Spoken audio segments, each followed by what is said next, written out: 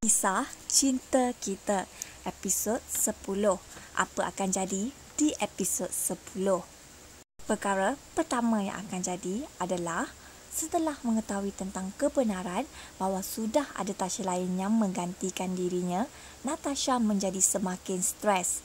Dia membuka balutan di mukanya sambil menangis-nangis. Sungguh, Natasha tidak dapat menerima semua itu. Dia membuka dan merasa kulit di mukanya.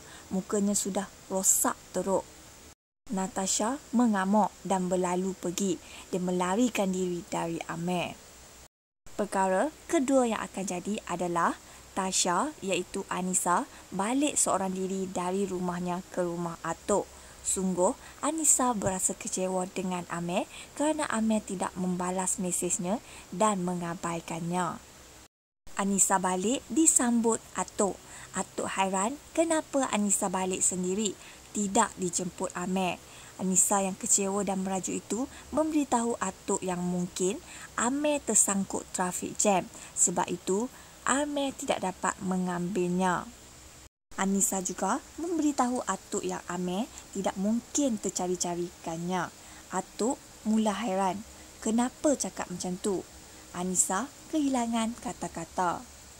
Perkara ketiga yang akan jadi adalah atuk menunggu Amir balik dan menasihati Amir agar Amir memujuk segera Natasha yang merajuk dari petang tadi dengan sikap Amir. Atuk berkata, "Padanlah, balik je monyok, masam macam tak ada semangat. Sampai-sampai je terus naik ke atas, berkurung sampai sekarang. Isteri kalau dah mula merajuk, muka masam, jangan bagi dia peluang lanjutkan. Nanti masam dekat muka, turun dekat hati. Masam pula rumah tangga," beritahu atuk. Amir mendengar nasihat atuk. Fokus Amir sambil melihat jam di tangan. Perkara keempat yang akan jadi, Amir masuk ke bilik. Dia hendak memujuk Anissa. Tapi bila dia teringatkan putera yang dapat pergi ke rumah Anissa, Amir membatalkan hasratnya.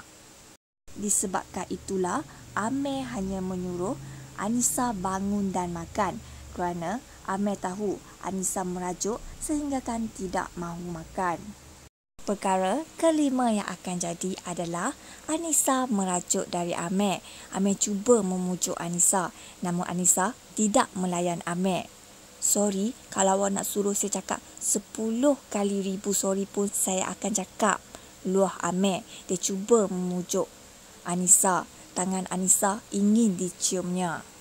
Anissa tidak mahu memaafkan Amir.